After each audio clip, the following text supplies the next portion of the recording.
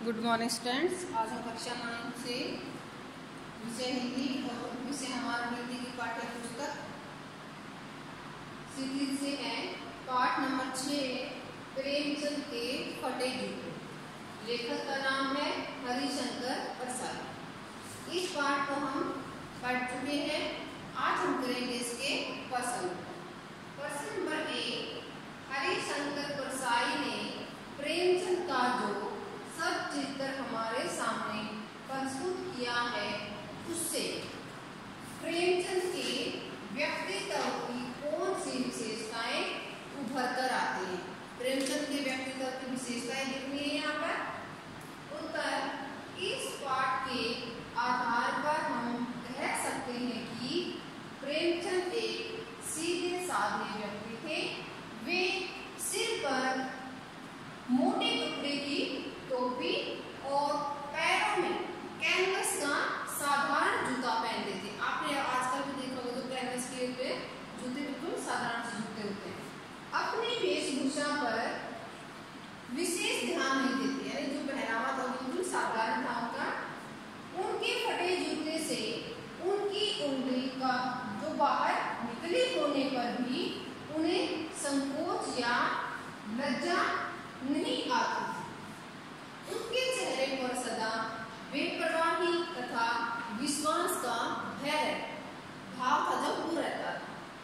वे जीवन संघर्षों से नहीं घबराते थे, वे निरंतर कार्य करते रहते थे। यानी इसमें लेखक ने बताया कि जो प्रेमचंद जी हैं उनका व्यक्तित्व था वो बड़े सीधे साधे व्यक्ति थे। वे सिर पर मोटे कपड़े की टोपी पहनते थे, पैरों में कैनवस के जो कपड़े के जूते होते हैं नॉर्मल से तो वो पहनते थे। अपने विशेष यानी जो वेशभूषा थी उनको पहनावा था उसको कोई विशेष ध्यान नहीं देते थे। हाँ, बस जैसा वो मिल गया वो वैसा ही पहन लेते थे। और उनके जो फटे हुए जूते में से उनकी जो उंगली निकली हुई थी उसके बारे में उनको कोई संकोच नहीं था, यानी कोई शर्म नहीं थी उनको कि लोग क्या कहेंगे। आजकल क्या होता है कि लोग फटे पुराने पहनने में शर्म महसूस करते हैं, लेकिन प्रेमचंद कोई भी शर्म नहीं आती। उनके चेहरे पर सदा बेपरवाही तथा विश्वास बना रहता, यानी उनको लोग क्या सोचते हैं, दुनिया वाले क्या कहेंगे, उनकी किसी की को परवाह नहीं थी। उनको स्वयं पर अपने आप पर विश्वास था। जीवन में जो भी संघर्ष आते थे उनसे घबराते नहीं थे, निरंतर अपने काम को करते रहते।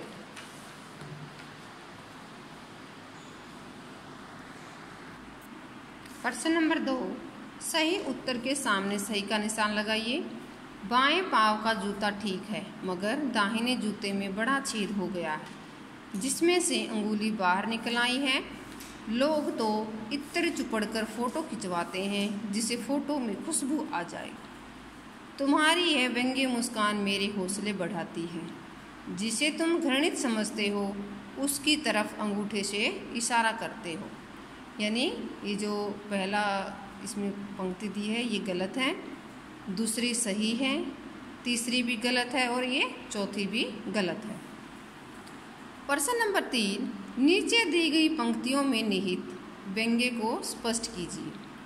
नंबर का जूता हमेशा टोपी से कीमती रहा है, अब तो जूते की कीमत और बढ़ गई है और एक जूते पर 2500 टोपियाँ निछावर हो जाती हैं। इसका अर्थ क्या देखिए, लेखक यह कहना चाहता है कि जूता टोपी से महंगा होता है, इसलिए एक सामान्य व्यक्ति के लिए जूता खरीदना आसान नहीं है। एक जूते की कीमत में अनेक टोपियां खरीदी जा सकती हैं। टोपी तो नई पहनी जा सकती है पर जूता नया नहीं लिया जा सकता। ख है, तुम पर्दे का महत्व ही नहीं जानते, हम पर्दे पर कुर्बान हो रहे हैं। इसका अर्थ है कि लेखक कहता है कि आज के युग में सभी अपनी कमियों, कमजोरियों तथा बुराइयों को छिपा कर रखते हैं, इसलिए सभी पर्दे के महत्व को स्वीकार करते हैं। परंतु प्रेमचंद अपनी किसी प्रकार के दिखावे में विश्वास नहीं रखते थे, इसलिए पर्दे का महत्व समझते नहीं थे। आज के आडंबर प्रिय लोग बाहरी तड़क भड़क में विश्वास करते हैं, इसलिए पर्दे की प्रथा पर न्यौछावर हो रहे हैं।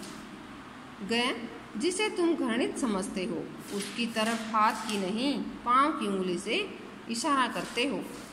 इसका अर्थ है कि प्रेमचंद की कथनी और करने में कोई अंतर नहीं था। वे जिसे पसंद नहीं करते थे उसकी खुलकर आलोचना करते थे।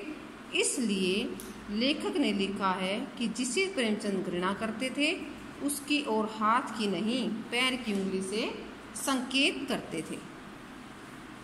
प्रश्न नंबर 4, पाठ में एक जगह पर लेखक सोचता है कि फोटो खिंचवाने की अगर यह पोशाक है तो पहनने की कैसी होगी, लेकिन अगले ही पल वह विचार बदलता है कि नहीं, इस आदमी की अलग अलग पोशाकें नहीं होंगी। आपके अनुसार इस संदर्भ में प्रेमचंद के बारे में लेखक के विचार बदलने की क्या वजह हो सकती है? उत्तर, प्रेमचंद के बारे में लेखक का विचार इसलिए बदल गया क्योंकि उसे लगा कि प्रेमचंद एक सीधे साधे व्यक्ति थे। वे अपनी वेशभूषा के बारे में अधिक ध्यान नहीं देते थे। वे एक सामान्य व्यक्ति के समान उपलब्ध साधनों के अनुसार ही वेशभूषा धारण करते थे। उन्हें दिखावे में विश्वास नहीं था। वे जैसे हैं वैसे ही दिखाई देना चाहते थे। प्रश्न नंबर 5, आपने यह व्यंग्य पढ़ा, इसे पढ़कर आपको लेखक की कौन सी बातें आकर्षित करती हैं? व्यंग्य यानी जो ये लेसन है उसको कहा गया है। नंबर 1, लेखक ने प्रेमचंद के व्यक्तित्व का सबद चित्र प्रस्तुत किया है। सिर पर किसी मोटे कपड़े की टोपी, कुर्ता और धोती पहने हैं। कनपट्टी चिपकी है, गालों की हड्डियां उभर आई हैं, पर घनी मूछें चेहरे को भरा भरा बतलाती हैं। नंबर 2, लेखक ने प्रेमचंद के जूते का पूरा विवरण दिया है। जूता कैनवस का है। इसके बंद उन्होंने बेतरतीब बांधे हैं। बंद के सिरे की लोहे की पतरी निकल गई है। जूते के छेदों में बंद डालने में परेशानी होती है। दाहिने पांव का जूता ठीक है, परंतु बाएं जूते के आगे बड़ा सा छेद है जिसमें से उंगली बाहर निकल आई है। लेखक ने प्रचलित अंग्रेजी शब्दों का सहज रूप से प्रयोग किया है, जैसे ready please, click, thank you, tragedy, photo. Godan, पूस की रात, कुमंदास आदि के उदाहरण हैं। प्रश्न नंबर 6, पाठ में टीले शब्द का प्रयोग किन किन संदर्भों को इंगित करने के लिए किया गया होगा? उत्तर, पाठ में टीले शब्द का प्रयोग जीवन में आने वाले संघर्षों, मुसीबतों, कठिनाइयों, समस्याओं, परेशानियों आदि के लिए किया गया है। तो ये थे हमारे प्रश्न नंबर 1 से 6। आपको अपनी फेर कॉपी पर लिखने हैं और याद करने हैं।